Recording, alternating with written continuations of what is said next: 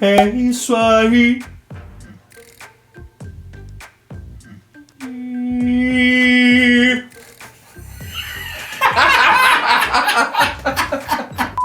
E aí, tudo bem? Quantas vezes tu já pensou assim?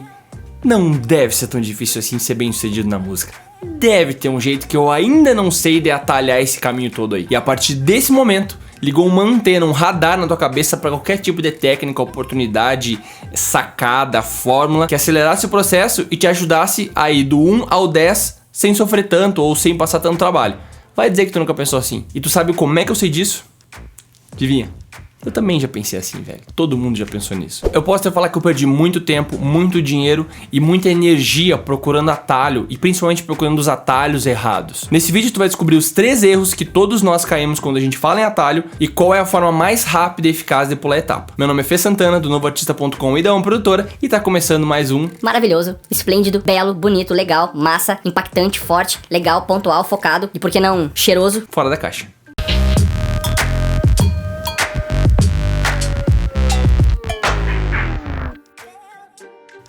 Cara, se tem uma coisa que todo mundo procura, todo mundo faz e todo mundo busca, é atalho. Desde que eu comecei nesse mundo da música, desde que eu comecei a me empenhar e trabalhar nisso há mais de 10 anos atrás, eu passei a identificar que todo mundo busca algum tipo de atalho. Poucas pessoas buscam não cortar a etapa, não pular a etapa, entendem o valor de não pular uma etapa. Mas a maioria, a grande, esmagadora maioria, quer sempre um atalho. E o mais engraçado é que a grande maioria investe tempo, dinheiro, todo o seu tempo na verdade, buscando um atalho. E aí é muito engraçado porque o objetivo de um atalho é fazer tu cortar caminho, é fazer tu chegar no mesmo resultado mais rápido. E aí as pessoas investem todo o tempo delas procurando um atalho. E isso é muito engraçado porque não faz sentido.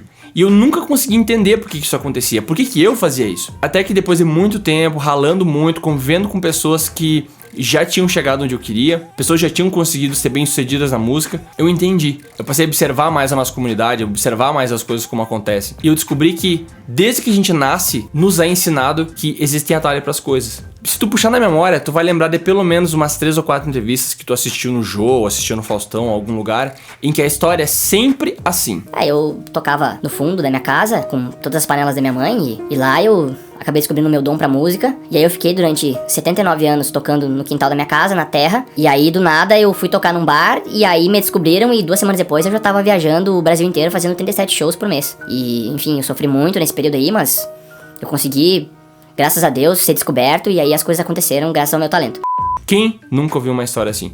Quem não lembra de uma história assim? Quando a gente é pequeno, a nossa referência de mundo é aquilo que a gente recebe. Então, se quando tu começa a entrar nesse mundo, tu vê uma entrevista dessa, tu vê um depoimento desse, o que tu pensa? Velho, é essa informação que eu tenho. É a partir daí que eu vou trabalhar. É a partir dessa informação que eu vou formar a minha imagem do que é ser um profissional na música, do como fazer as coisas. E a real é que isso é mentira, isso não existe. E assim, tu pode até falar assim, mas... Tal pessoa já foi descoberta, tal artista já foi descoberto. Cara, não é bem assim. As pessoas confundem o ser descoberto. Uma coisa é tu ter uma oportunidade na tua vida, é aparecer uma oportunidade através do teu trabalho, te possibilitar alavancar o teu trabalho, ir para um outro nível, um outro patamar, chegar a mais pessoas. Outra coisa é tu ser descoberto do zero e chegar a 1 milhão sem trabalho. Isso não existe. As pessoas confundem isso. E aí tu até pode se perguntar, por que as pessoas fazem isso? Por que as entrevistas são assim? Simples. Porque magia vende.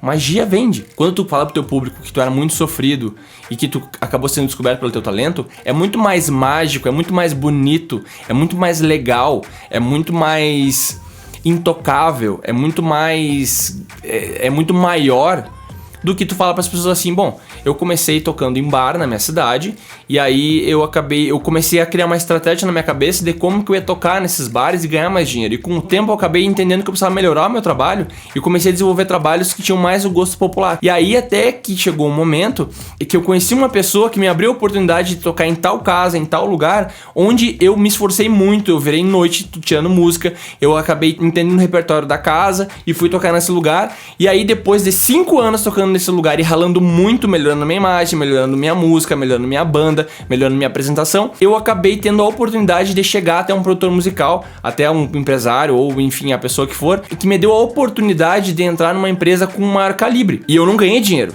Eu tive que ralar muito, eu tive que investir muito dinheiro. E várias músicas minhas não deram certo. E várias vezes eu tive que investir dinheiro. E várias vezes outras pessoas tiveram que investir dinheiro até eu entender o meu som e uma música dar certo. Isso é muito menos mágico, isso é muito mais real. As pessoas não querem realidade, as pessoas elas querem magia. E o artista vende a magia. A arte é o bonito. A arte é aquilo que as pessoas querem consumir de uma forma lúdica. Agora, onde eu quero chegar com isso? Eu quero que tu entenda da onde sai essa magia. E eu te falo que assim, ó, esse é um dos principais motivos pela qual uma massa de pessoas que gostariam de entrar no mercado da música não entram, porque não sabem como trabalhar, não vê a possibilidade de trabalho. É por isso que o nosso mercado não é tão profissionalizado, porque as pessoas não conseguem mensurar o que é o trabalho dentro da música, o que é o profissionalismo dentro da música. Tu precisa ralar muito, tu precisa correr muito atrás para te começar a entender o que é ser um profissional da música. O que é ser um artista, ou o que é ser um músico contratado, ou o que é ser um fotógrafo, ou o que é ser um produtor musical, enfim. Isso é um problema cultural. Eu não diria nem cultural, mas é uma questão do ser humano. A gente sempre busca o intangível, a gente sempre busca aquilo que é maravilhoso e belo. A real é que música é trabalho. Tem a parte da arte, tem a parte da inspiração, tem a parte do teu criativo, sim, claro que tem. Agora, a grande parte do trabalho, o que faz o teu trabalho acontecer, não é só isso. 90% transpiração e 10% inspiração. E eu posso dizer que esse foi o grande problema que eu reconheci com o passar do tempo. E quando eu entendi essa mecânica, quando eu entendi como isso funcionava, eu te digo que virou uma chave na minha cabeça. Eu passei a entender o meu posicionamento. E aí eu entendi uma coisa que é muito importante, uma coisa que assim, ó, que é completamente, que foi pra mim pelo menos completamente disruptiva, que é entender que profissional é profissional, público é público. E que o maior problema de artistas que não chegam onde querem, que esses artistas têm cabeça de público. Quando tu é um profissional da música, quando tu é um profissional do que for, tu não tem que ter a olhada do consumidor, tem que ter a olhada de um profissional. E um profissional da música, ele entende que a música não é só isso. Ele não vê a música só como arte, ele vê a música também como negócio, ele vê a música como transpiração, ele tem que melhorar a sua técnica, ele tem que melhorar a sua forma de falar, a sua comunicação. E isso tu consegue fazer através da técnica, através de prática, através de estudo.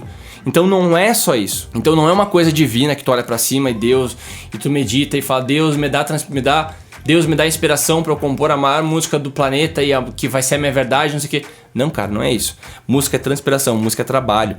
E como é que tu desenvolve esse trabalho? Correndo atrás, estudando, praticando, tocando, entendendo o negócio por trás disso. O maior mal que eu percebo nesses artistas, pelo menos na grande maioria que vem falar com a gente, é artista com cabeça de público.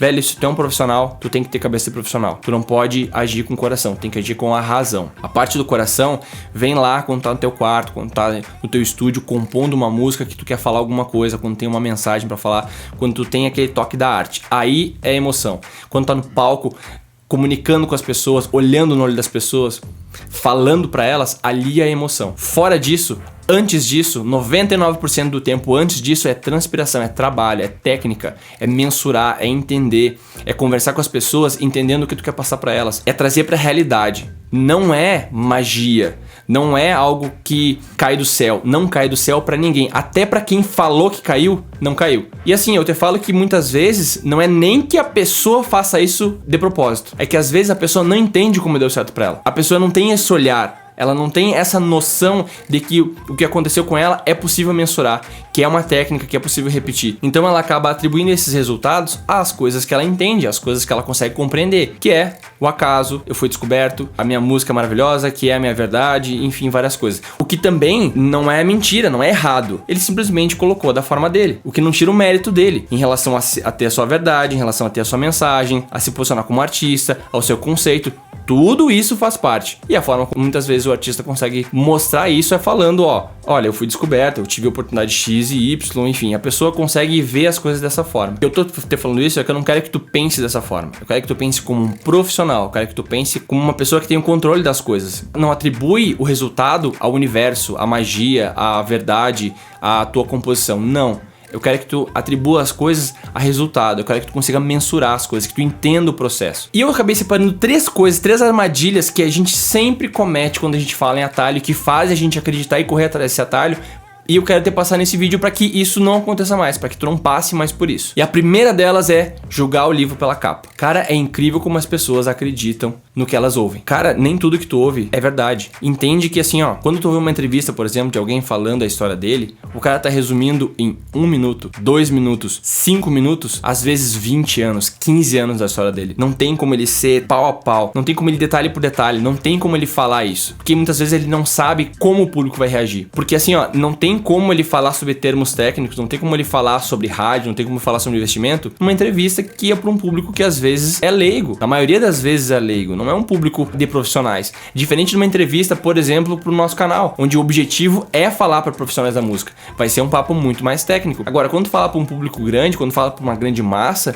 tu tem que comunicar para essa grande massa. E o que essas pessoas entendem? Elas gostam da tua música. Elas não estão nem aí com o processo. Elas simplesmente ouvem a música e gostam. Então entenda que quando tu assiste a entrevista de alguém, um talk show, ou na TV, ou na internet, ou alguma coisa assim, entenda que uma coisa é o que comunica para o seu público, outra coisa é o que ele faz. É a técnica por trás. Então assim, uma forma de tu não cair nisso é sempre duvide do que tu ouve. Se a pessoa falou que ela tocava no quintal da casa dela durante 79 anos, e aí de uma hora para outra ela foi descoberta e bombou, entenda que nesse meio do caminho tem muito trabalho. E que ele não falou não por maldade, mas é que não cabe na entrevista. Não é o objetivo da entrevista, não é o objetivo daquilo. Então o que eu quero que tu entenda é: duvide, pergunte, se questione. Quer saber uma boa forma de tu fazer isso? Vai ler a biografia do Eric Clapton pra saber como é que ele fez. Vai ler a biografia do Steven Tyler pra saber como é que ele fez. Vai ler a biografia do teu artista preferido, do Jimi Hendrix. Vai ler a biografia de quem for pra te entender qual foi o processo. Tu vai ver que lá tem muita coisa mais técnica, muita coisa mais baseada em negócio, muita coisa mais baseada em inteligência do que magia. Então uma boa forma de tu não cair nessa roubada de achar que